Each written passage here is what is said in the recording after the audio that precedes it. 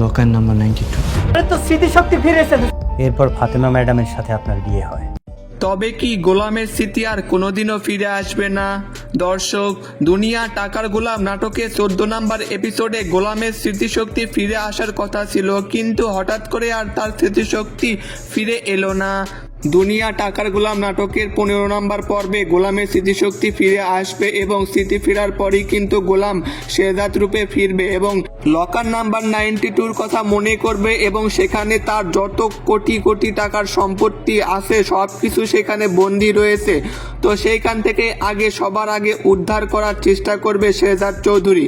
এদিকে রিশাদ দাউদ খানের সাথে হাত মিলাচ্ছে শেহজাদ চৌধুরীকে শেষ করার জন্য, অর্থাৎ গোলামকে শেষ করার জন্য। শেষ পর্যন্ত কি রিশাদ পারবে গোলামের ওপর চরম আক্রমণ করতে, নাকি তার আগেই গোলামের স্মৃতি ফিরে আসবে?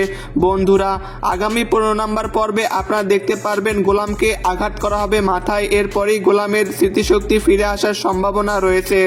তো এই পর্বটি দেখার জন্য কে কে অপেক্ষায় আছেন কমেন্ট করে জানিয়ে দিন।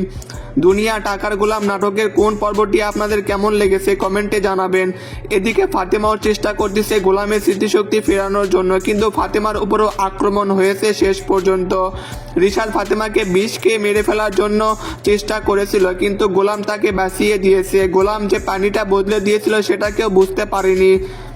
তো বন্ধুরা, রিশাদের পরিকল্পনা কি শেষ পর্যন্ত সফল হবে, নাকি তার আগেই দাউদ খানের লোকেরা রিশাদকেও শেষ করে দেবে তার থেকে সকল ইনফরমেশন নেওয়ার পর? এদিকে শেহজাদ চৌধুরীর যদি স্মৃতিশক্তি ফিরে আসে তাহলে গল্প কোন দিকে যাবে? শেহজাদ কি ফাতেমাকে মেনে নেবে নাকি ঋতুকে মেনে নেবে, এটাই এখন এই গল্পের মূল কাহিনী। তো বন্ধুরা, সবাই অপেক্ষা করুন 15 নম্বর পর্বটি দেখার জন্য।